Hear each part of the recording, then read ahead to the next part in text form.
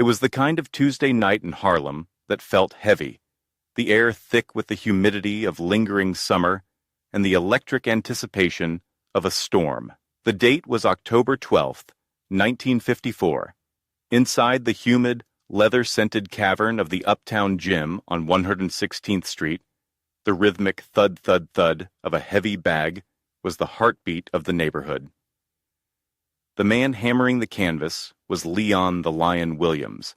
At 21 years old, Leon was a sculpture of obsidian muscle, a heavyweight with a jab like a piston and a smile that could disarm a traffic cop.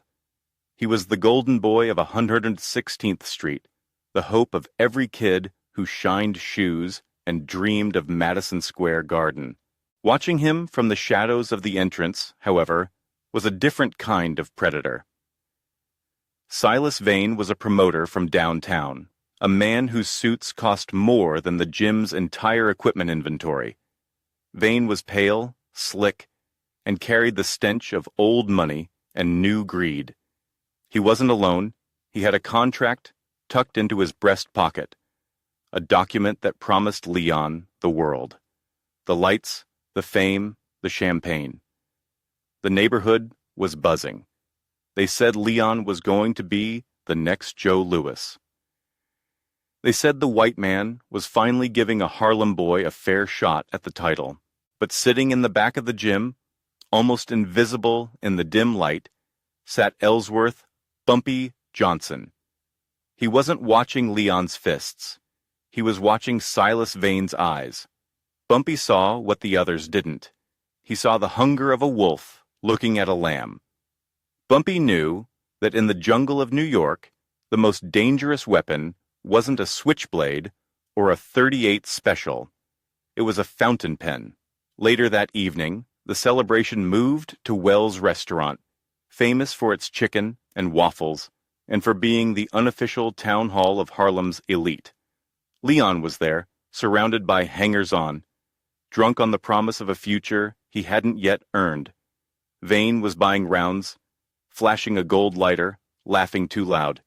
He placed the contract on the table, a thick stack of legal papers, dense with jargon. "Just a formality, kid," Vane said, uncapping a Mont Blanc pen. "Sign here, and you're the king of New York." Leon reached for the pen. His hand, wrapped in tape, trembled slightly, not from fear, but from adrenaline. He was ready to sign his life away for an advance of $5,000. "Put the pen down, Leon." The voice wasn't loud, but it cut through the noise of the restaurant like a razor through silk. The music didn't stop, but the conversations at the nearby tables did. Bumpy Johnson stood up from a corner booth.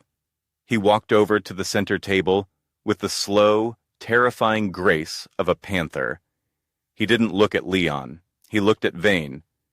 "Mr. Vane," Bumpy said, pulling out a chair and sitting down uninvited. "Before the boy signs, I'd like to read the bedtime story you wrote for him."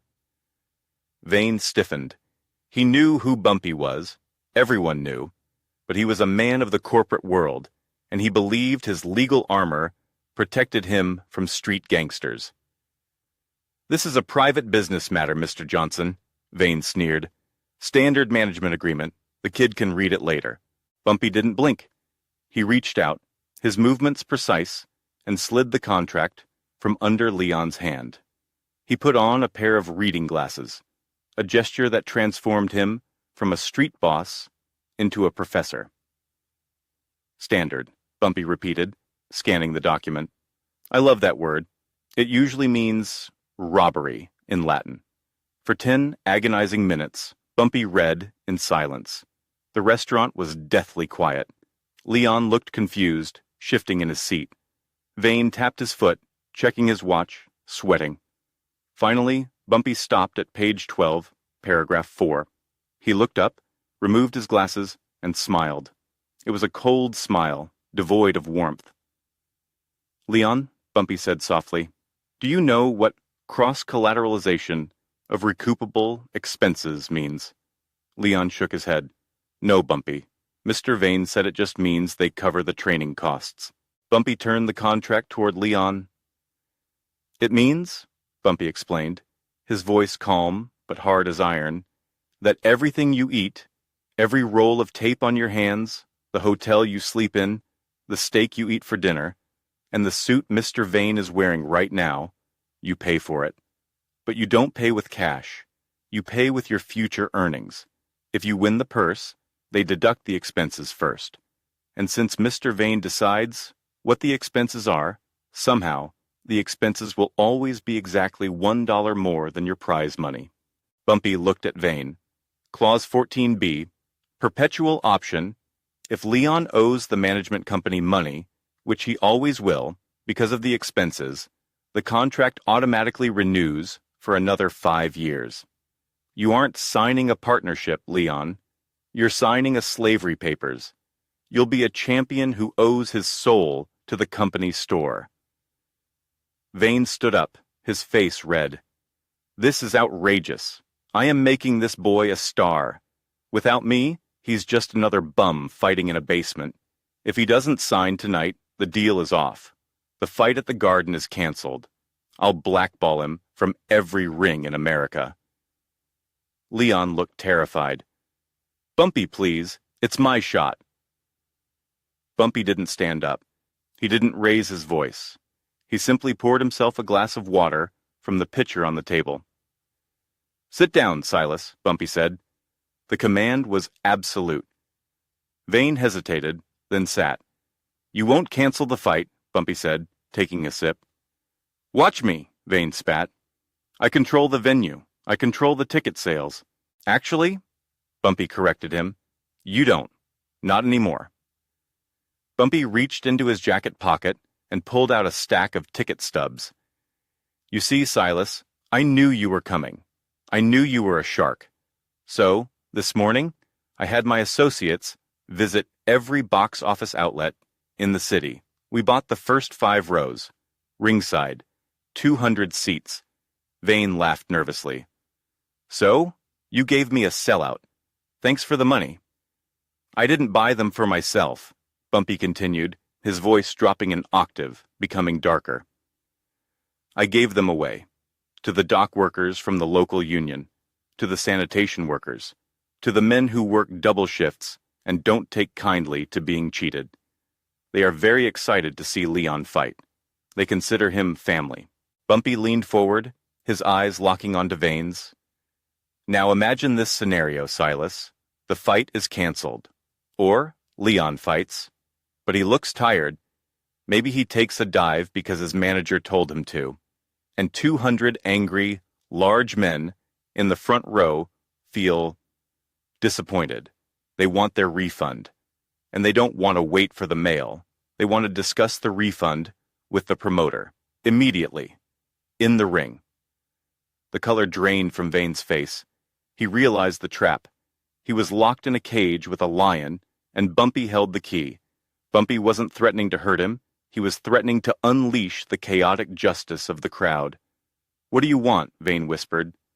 Bumpy slid the contract back to Vane, along with the Mont Blanc pen. He then pulled a napkin from the dispenser. We are going to write a new contract. Right here. On this napkin. Short. Simple. Honest. Bumpy dictated. Clause 1. Manager takes 20%. Flat. No expenses deducted. Clause 2. Fighter retains all rights to his likeness. Clause 3. Contract expires in 2 years, regardless of debt. Clause 4. Leon fights to win. Always. Vane's hand shook as he transcribed the terms onto the napkin. He looked at the legal document he had brought, the weapon he had sharpened to slice Leon apart, and realized it was useless against the raw leverage of the street.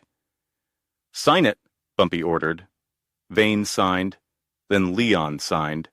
Bumpy took the napkin, folded it carefully, and placed it in Leon's shirt pocket. You're going to be a champion, Leon, Bumpy said, standing up and buttoning his jacket. But remember this night. The hardest hit you'll ever take won't be in the ring. It'll be in an office, from a man smiling and handing you a pen. The poison isn't in the water bottle, kid. It's in the ink. Bumpy turned to leave, stopping only to drop a crumpled $10 bill on the table. Silas, he said, not looking back, the drinks are on you. And get the boy a steak. He needs his protein. I'll be checking the receipt. When Leon, the Lion Williams, stepped into the ring at Madison Square Garden 3 months later, he didn't just carry the hopes of Harlem on his shoulders. He carried a shield. He fought with the ferocity of a man who owned himself. He knocked out his opponent in the 4th round. And as the referee raised Leon's hand in victory, Bumpy Johnson was there, sitting in the front row, not cheering, just nodding.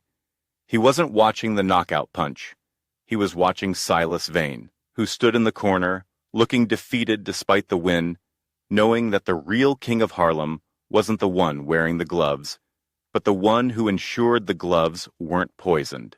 This story, like many others, traveled through the barbershops and the jazz clubs, growing taller with each telling. Some say Bumpy held a gun under the table. Others say he had the mayor on the phone. But the truth is far more potent. Bumpy Johnson didn't need a gun that night. He understood that in a world designed to exploit the weak, true power comes from literacy, from understanding the rules better than the people who wrote them, and from the collective strength of a community that refuses to be sold. It leaves us with a question that rings louder than the final bell of a boxing match. In your life, when the contract is placed before you, when the promise of easy money and instant fame is dangling like a carrot, who is reading the fine print for you? Are you Leon, ready to sign? Or do you have a Bumpy Johnson in your corner, reminding you that your soul is not a commodity to be traded? Because the world is full of Silas Vanes, and they always have a pen ready. The only defense is to know exactly what you are worth, and to never, ever let them own the rights to your fight.